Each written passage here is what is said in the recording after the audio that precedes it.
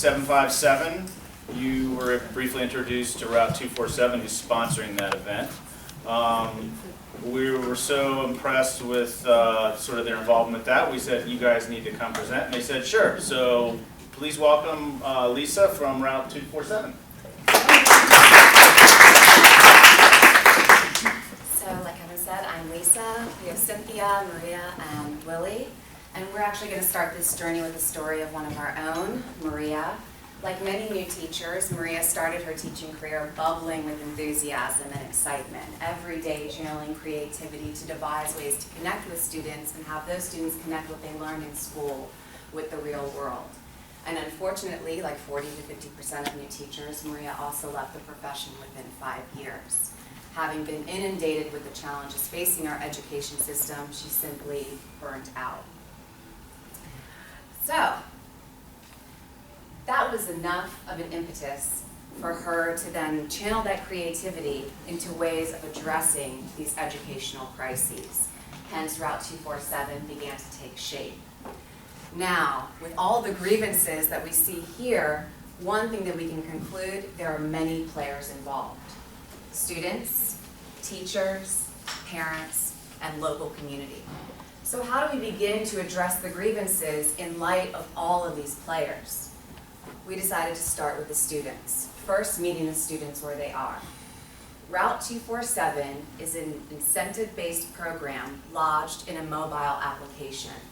Students log into the mobile application, they see a catalog of challenges and projects, they then have a chance to complete those challenges and projects, accrue points, and then trade those points in for a host of rewards. And these rewards can be tangible, like a smoothie or an iPad, or they can be intangible, like a Skype conversation with a celebrity, or maybe even public recognition for a completed project. Of course, this then begs the question, which students can get involved? When a school licenses the Route 247 program, every student is automatically enrolled. So we briefly touched on the catalog of projects and challenges that students will see when they log into this mobile application. But in addition to that, there are also in-school challenges. The school will actually adjust their schedule once a month to accommodate what we call a Route 247 block session. During these sessions, students come together to complete challenges or projects in teams in effort to earn team points. What's special about these in-school challenges is they're actually designed to foster life skills, so that all the students participating in the challenges, which would be all the students in the school, can benefit, whether or not those students are on an academic track. Because as we know, college is not for every student. So now that we've met the students where they are, how do we do so without adding to the burden of teachers? Route 247 is largely peer-run. Our lead officers, navigators, like the ones you see here, in conjunction with the roadside assistants who are sort of the hands-on mentors, they work together. They're the driving force behind the program. In this way, we don't overburden the teachers with extra work. In addition, we have plans in the future to build in a teacher portal to the application so that teachers will also be able to log into the mobile application, complete their own challenges and projects, accrue their own points, and access their own rewards. And this is an effort to give back to teachers who are often overworked and underappreciated. So now we've touched on the students, the teachers, how do we involve the parents? Some of these challenges are actually designed with the parents in mind. So for example, a student for X amount of points can upload a video, a 2-minute video of them teaching their parents something they learned that week in school.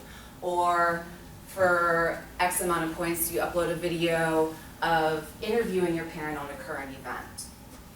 In the future, like with the teacher portal, we also want to build in a parent portal, and parents will be able to log into the mobile application to do a number of things. Monitor how their students are using their points, maybe even dialogue with the teachers, or see volunteer opportunities within the school.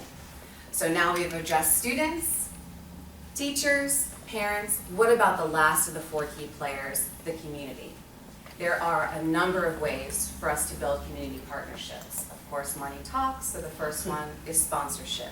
We have several sponsorship packages, but we are, of course, flexible in finding something that can fit every business need or limitations. In addition to sponsorships, we also encourage businesses to submit challenges for students. So an example here, we have a local custom home building company and they wanted to provide a new landscape design for their clients. Great, let's turn it into a challenge. They submit the stipulations, they submit the incentive, they also give us the submission instructions. Can we scroll up a little bit? The submission instructions, students will then see that populated in the catalog of challenges and projects. If they're interested, they submit, the company will choose the winner and provide the reward. Another way for businesses to get involved is internships and employment, volunteer opportunities, providing scholarships, and of course we welcome other collaborations as well. So in addressing these 4 key players, we sort of addressed the first 4 grievances that we had listed in the beginning. But what about the last grievance, the deficient resources and support in the community? Route 247 costs $10 per student per year. Ideally, we want this funding to come from the City Council. That way, any extra monies from scholarships and grants can just go back into beefing up that reward pool. However, we know that in certain markets that's just not feasible. And in those markets, that's when we'll use sponsorships and grants to actually fund the program itself. Where are we now? We have not yet launched our application. We expect to soft test it within the week for official launch in mid-August, which is just in time for our field testing of the program in First Colonial High School. Of course, with the superintendent of Virginia Beach, the Virginia Beach School Board, and a couple of other prominent players watching this, we expect to have their support, their financial support in the future. And speaking of the future, where do we see this program going?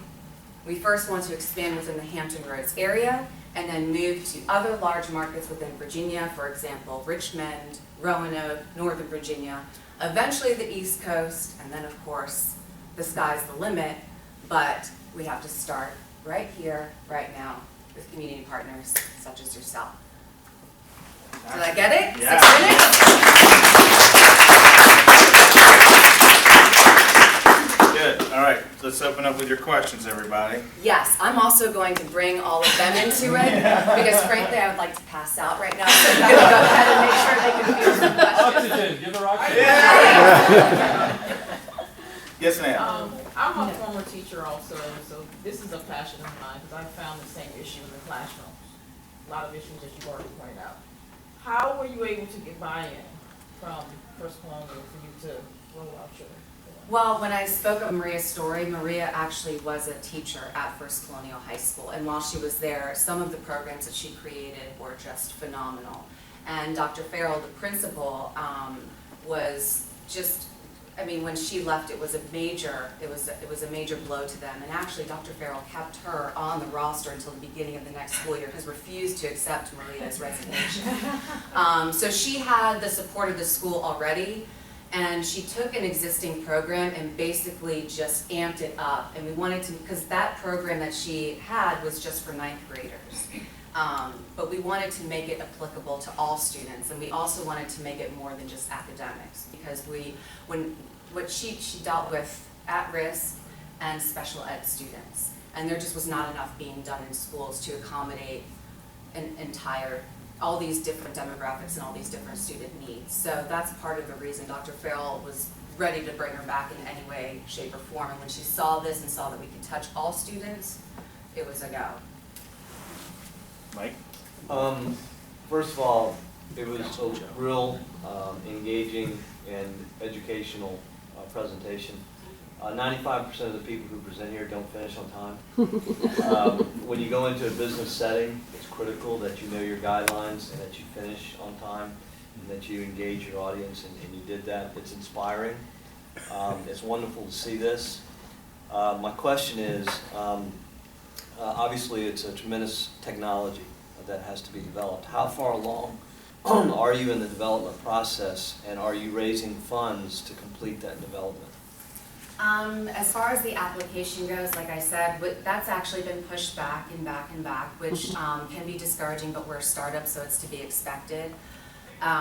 We will do the soft testing within the week. The application will be ready to launch mid-August, but as you may have heard, our desire to develop the teacher portal and the parent portal just can't be a go for this year, just because of funding and where we are in the timeline process. To be honest, I don't think that we were expecting there to be so much right away buy-in. When we were presenting to one of the superintendent's right-hand men, you know, he said, let me present this to the superintendent and see if we can start this discussion. The superintendent heard it, was like, we don't want to discuss, let's go. Let's all like get into it. So there's a lot that we want to incorporate that we're just going to have to wait until the funds and the time provide. So right now our focus is on the students and the student aspect of it, because of course if we get more of their buy-in, that's going to make the whole process much easier come next year. I'm sorry. Boy, Joe, and then we'll go around. Joe has. So, this is designed for every student in the school to be involved in? Yes. So, you still, I guess, would run the risk of lack of participation from certain students? Is that kind of... So it's all about earning points. So for example, for the in-school sessions, like we said, it's largely peer run, so there's going to be roadside assistants in the teams monitoring how the teams are doing. There's also which we don't have up, I'm sorry. There's also crossing guards, which those are teachers, and they're sort of providing the support for the system. But they're going to be also the eyes and ears. So if those students come to that session and they don't complete the session or they don't participate, they don't get the points. And then some other ways that they can earn points. They can attend a football game, for example. So if you don't participate, you don't get the points. Anything else? So, are you getting a lot of people, are you getting a lot of businesses providing the funds, you investing yet? We have just, because it started with Maria, it was Maria's brainchild, and then I came into the picture, but we are so low on manpower and there's been so many things on the back end of it that we've really just started getting out there. We're finding that most businesses are anxious to provide the challenges or internships or whatever, because it's free capital with very innovative minds. But as far as the money part of it, we haven't been able to have an organized effort go out there and do just that. Yes, I'm very intrigued by the name. Oh, I'm glad you asked. I was hoping someone would ask that question. So, yes, the name does stand for a lot. It actually stands for the goals of the program that are differentiated by each grade. And it starts in 9th grade, where we teach the students to respect themselves, respect others, have an open mind, and be open to opportunities. Then we shift to 10th grade to teach them the importance of uniting with their community and contributing to humanity. In 11th grade, they are transforming their thoughts into higher level thinking through critical thinking activities and creative play challenges. In 12th grade, they are on a self-discovery project, learning how to execute their plans effectively and efficiently to enter into the real world successfully with purpose and positivity, 24/7, creating their own road to success.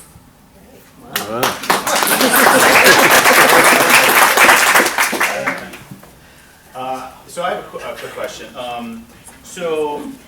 I'm familiar with sort of badging systems, incentive programs. So like Boy Scouts, Girl Scouts have badging systems, and for volunteer programs, we tried to incentivize people through those types of rewards. There's some negative connotations to that, and Joe kind of touched on it a little bit. Like, I'm not a competitive person, or maybe. So could you discuss like this is not going to fit everybody, and like what are some of the downsides we need to watch out for when we put this into the school system?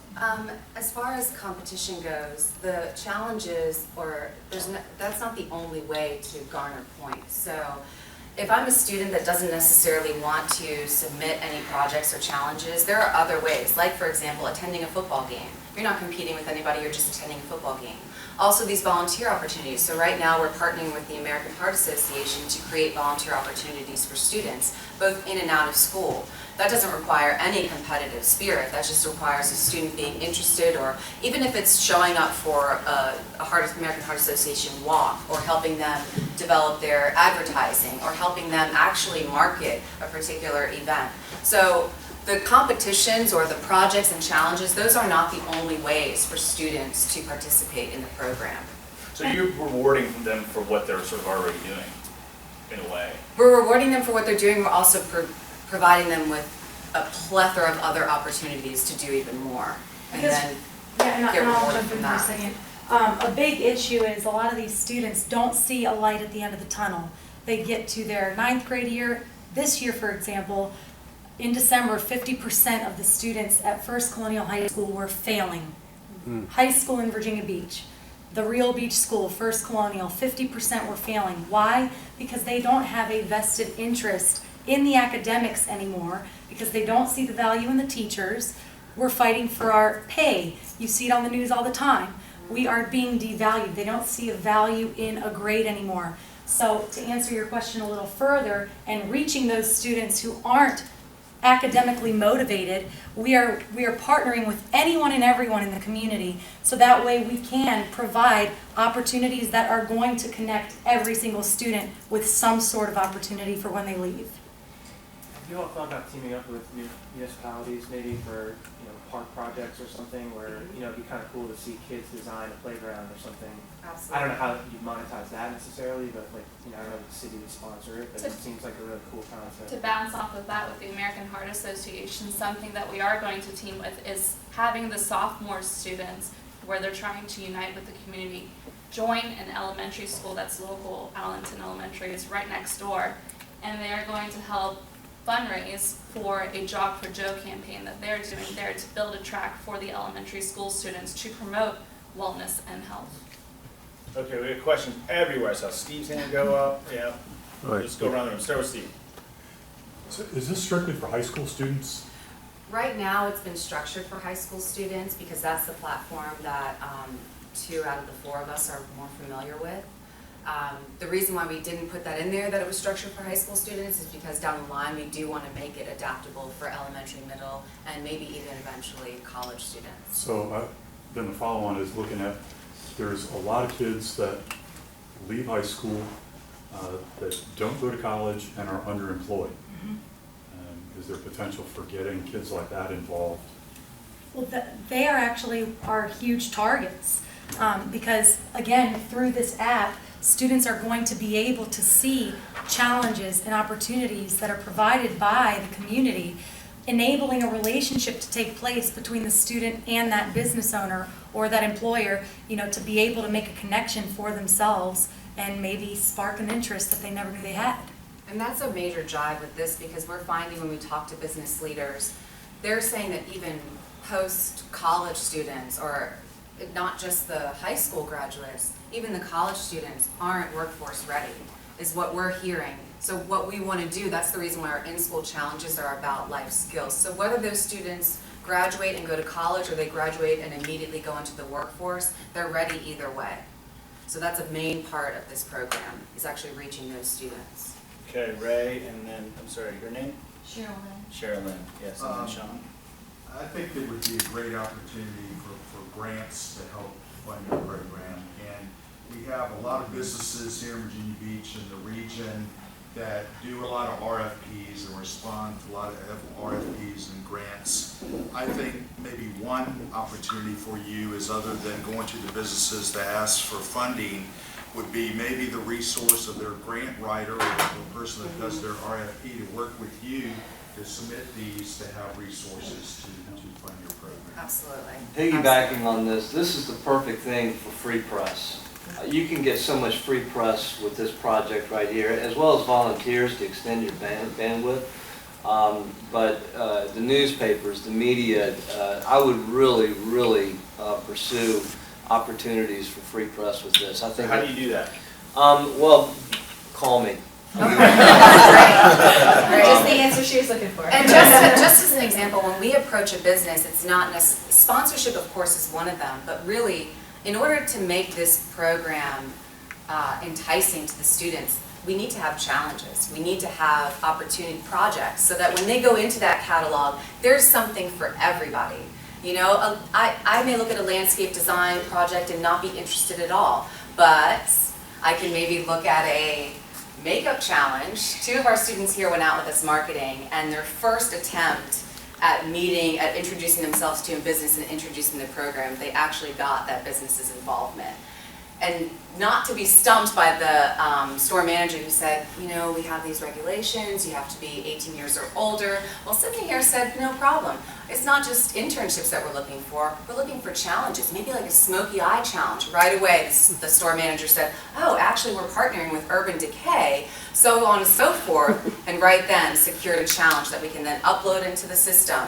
And I don't know, I'm not so hip with the times, but I think a lot of teenage girls will look at a smoky eye challenge and jump right on it. And so that was her first time at going out there, and it happened like that. So we're not just looking for money, we're looking for opportunities. And then from there, they did the follow-up, connected with the store manager to find out how we're gonna iron out the details. So yes, we're using our own human capital to further our cause, but they're also getting this incredible experience. And they're also feeding into the system because they know more than we do what the students are going to want to see. And when we talk to businesses and people in the community, this isn't just a nonprofit organization. It's more of a movement. And I say that because we as an economy are losing $65 billion a year due to the statistic that every 26 seconds a student is dropping out of high school. I saw it firsthand. I was in the trenches with these students. They leave, they don't come back. We need to, it's going to take a village. And that's why coming together, I'm like emotional.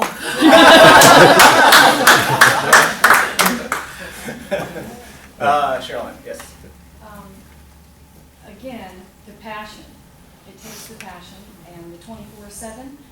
As a business owner, whether it's a nonprofit or a for-profit, you've got to have that passion to drive you to work 24/7. And it looks like you've got that. So I commend all of you. I can sense the passion within your whole team, and that is totally awesome. I had a couple of questions. I think this program is amazing. I personally feel like I have a calling to help you guys to get this word out, because I think the power is in the network. As this gentleman here was saying, there's a lot of free press that's out there waiting for you, and you just need to know how to navigate that. And it sounds like he can help you. So I would encourage you to take advantage of that. Also, is this being done anywhere else in the U.S.? I mean, with your research, is it been done anywhere else in the U.S. or in any other country for that matter? It is not. So it's totally unique. It is. So there's no best practices that you could look at. None. We see incentive-based programs, but not, and then of course we see mobile applications. We don't necessarily see something that has married all of the aspects that we have. Or embedded in the actual curriculum, for that matter. Right. So because of course this application is something outside it, but those in-school challenges, the fact that First Colonial has agreed to let us adjust that schedule to accommodate a session in school is crucial. I would hope they would with those kind of failure numbers. I would hope they would. I also have one more question and then a comment. The other question is, who writes the curriculum and the challenges? We have someone who on board that is experienced in writing curriculum and the challenges? We do. We all have had experience, and so we sort of collaborate together, but our experience has been varied enough that we can sort of be each other's checks and balances in that regard. But we also, because we've been fortunate enough to garner input from a lot of other, like I said, we have the Virginia Beach School Board, we have the superintendent, we have a lot of people monitoring this, and in proposing it to them, they sort of have helped us flesh out a lot of things as well and fine-tune it, which of course we'll still be doing for the entire year. Do you have a board yet, a board of advisors? We do, yes. Having been, have kids recently graduated from First Colonial, I'm aware there's so many kids that go to First Colonial that drop out of school without ever dropping out of school. I mean, they're allowed to continue to go to school and fail as long as they pass the test at the end of the semesters, and that's a joke in itself. But this is amazing. So we're over time, but I see a lot of questions. So you guys are good for a couple more questions. And Carrie, did you have a question? No, it was answered. It was answered. Okay, Dave, then Ray, then Sean, and then tell me the name again. Robin. So to me, I think so a neat thing. I'm just captured by the graphic a little bit. I'm a visual guy, You know, at the end of the road, so where do these, what's the end of the road, you know, what's success for these kids is, you know, maybe employment and local businesses. And so, you know, lining up local businesses to create the set of challenges that are essentially pre-screening and finding the people that are best for them and bringing them in, I mean, is going to, then getting, you know, so spending time with those businesses and really pulling on that, it's got to be really, you know, a win-win in there, and they should be helping to provide the capital to help run it. So I mean, I even would if charge it- for internships or charge for challenges that are Yeah. To list appropriate. your challenge. Maybe you get a free little bit, but you know, to actually, you offer a way to onboard, they don't have resources to Feeding do that. their Bring employment people in, yeah. population. Sure, sure, and there's a lot, I mean, there's a lot of benefits we know to that. I think initially when we first start this, the reason why I don't know about charging for that, that may be something that we address down the line, but right now, we don't want to close the door on any relationship with the business, because say it's a local mom and pop shop and they can't necessarily afford it. There are some people who are going to be interested in doing just that, or there's some value maybe in an opportunity with them, and we don't want to close the door on that. It's not to say that we won't entertain it in the future, but for right now. We're weird, people are predictably irrational, and one of the things we're predictably irrational about is this relationship between value and price. And if what you do is free, so if you're providing something of real value to those businesses, don't be afraid to ask for some money. Yeah, it doesn't necessarily close the door. Well, It it's actually not, might it's not open. as if we're just saying you provide an internship. We want a high quality, just as an example, we want a high quality internship. And that requires work on your end as a business. So we have to sit, we're not just gonna send our students anywhere. You're not just gonna say I don't want to send a student to a place where they're just gonna be filing something. No, you can be like the guy who sold me got our puppy dog. He pre-screened us before he would let us buy one of the puppies from his litter. You know, you can be the broker in this, but if you're offering value to those people, you're helping them a lot. I think you should be able to charge for that. Okay, Ray and Sean. Ray. I'd like to thank your student leaders for coming out and joining us. Do you have any questions for them? Yeah, I do. Perfect. And I have a question for you. As the student leaders of this program, and we've talked about the challenges with the students that aren't motivated, the slackers maybe you call them or whatever. What is your strategy as student leaders to get them involved? And do you think that's a major challenge or something once they understand it that they'll be more open to it? Is this for me? It's for any of you. Okay, we're in the school, so it's easy for us to go and connect with people. And it's actually not so much a challenge, it's a challenge providing them an incentive to get involved. Because most kids, they don't want to do the work, they don't want to, they take the tests and they pass, but they don't really get involved, they don't go to the football games, they don't have something to get them involved. So really, once they see such an opportunity like this, they're going to want to get involved. And the people that don't, we have our roadside assistants and we have the navigators. Eventually, everybody is essentially going to get involved. And I think something that's really key is the passion that is with this program, because there's challenges that are coming from so many different fronts. There's, like you said, makeup, there's any possible thing, and every single person has something that they're passionate about. And I think that even when kids are disconnected, they're passionate about something, and the purpose of this program is to help them find that. And so even when they don't want to do something, they'll find that one thing that they do want to do. And it's not necessarily the challenges, but to me it's more as getting the school together as a whole. Like, you're my classmate, I can lean on you if I need help, It's like we're here together on this road. You need something, I'm here. And I think it's, so it's, the challenge, I think that's there, but I think it's just it's so much more than that. Also to mention that it is a peer mentoring program, so not only will they be with their friends for the hour or so of the Route 247 block, but they will be surrounded by other peers who will help them get involved and get involved in the community. I think it pretty much covered it.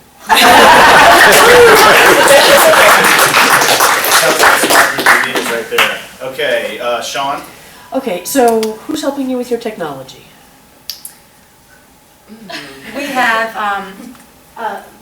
group of people that we're working with through Anchors Media, but we are definitely, open to suggestions. Okay, well, you invited me here, so. Yes, I did. And I told them all about your product. Let's talk. Yes. Okay, yeah, Robin? Mine is quick. This has been amazing, and your kids are darling. I love everything. I already want to give, not from our company. I'm going to go talk to our CEO when I leave here, but I would like to give. So if you go to your website, is this a screenshot of your website right here? No, this is just Oh, the okay. screenshot of Because the I didn't see a presentation. share button. and I No, wanted to but make sure that you have that on our there. website is temporarily shut down, just temporarily. We were having It's some actually issues. up now. It's Oh, up. it is? It's Yeah. up Yeah, now. I just Oh, checked it a few is? seconds Yes. ago. It's up. Yeah. Yes. Yeah, you're being. It's up and running. So yes, if you go to our website, you will see a sponsorships tab, and you can donate right through the website. And I noticed that there are increments, but I certainly personally can't afford to give 1,000, but can you give any amount? Yes, any amount. Absolutely. And we thank you very much. Alex? I just had one comment. There is a lot of this kind of incentivizing going on at ODU at the college level. And one professor in particular, Richard Landers, he actually developed like a Facebook for his classroom. It was part of a research grant to look at that. So I can maybe put you in touch with him. He might be able to give you some good resources for the gamification side of things. That would be great. So two quick questions. All right. First one is, I know the teacher piece is not there yet, but it sounds like the teachers will have some involvement in helping to encourage the students Yes. to use this. Yes. Are they going to be given maybe materials or something to help them, so it's not something else for them Yes. to do? Yes, with the way that the challenges are structured is the roadside assistants are actually going to be charged with gathering the materials, and it's going to be more like recyclable stuff when it does indeed need materials. Which is, again, they have to be innovative in making that happen because it's not going to be put on the teachers to do that. We really want the teachers there as a support system, and that's it. Even when there are like internal issues, let's say there's a particular, so everything is thematic. We have the navigators, the roadside assistants, and the drivers. Let's say that there's a driver who's relatively uninvolved or unmotivated. First, the roadside assistant, that student or that student in charge of that team, will attend to it. If they have issues, they go to one of the navigators. And then if the navigator has an issue resolving the conflict, that's when the teacher comes in. So the teacher is not the first line. We want the students to handle it, again, internally first, before it gets to before we have to bring the teachers in. Again, keeping in mind, the less on the teachers, the better. Who's facilitating the who's facilitating the session? The sessions are the roadside assistants. Gotcha. And the navigators are going to be traveling between because the navigators will have 8 teams each. So they'll be traveling in between, but each team will have 2 roadside assistants, and those are the ones who are facilitating the sessions. All right, I hate to cut it off, but we're 10 minutes over. Some of us need to get down the road. I'm sure there's lots of talking that can go on while we're packing up, so I encourage you guys to keep talking and asking questions. We got the one question though. Yeah, so what? Yeah, and I don't know if we asked Kara that same Well, question. she said it right off the bat, so I didn't ask her the question. So, what can the 1 Million Cups community do for you guys? All of those 6 ways that we listed that we can bring community partners in, any of those, we are open arms, whether it's sponsorships, whether it's challenges, whether it's volunteer opportunities, internship and employment opportunities. You have scholarships that you need to advertise. You can hit a ton of students all at once. Any of those ways, or you have another collaboration that we didn't even think about, let us know. If you have a need in your business, we have 1,700 students who are very technologically savvy and are willing to gain some work experience. And just as an example with that, we had one company say we need to boost our social media. They post pictures and they get 175 likes in literally 20 minutes. That means people are engaged with what they're doing. All right, let's give them a round of applause.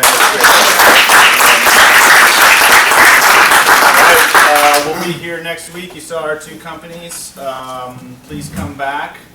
We're here for you every week, and this exists and is successful because we're a community and you guys help each other out. So thanks, and come back.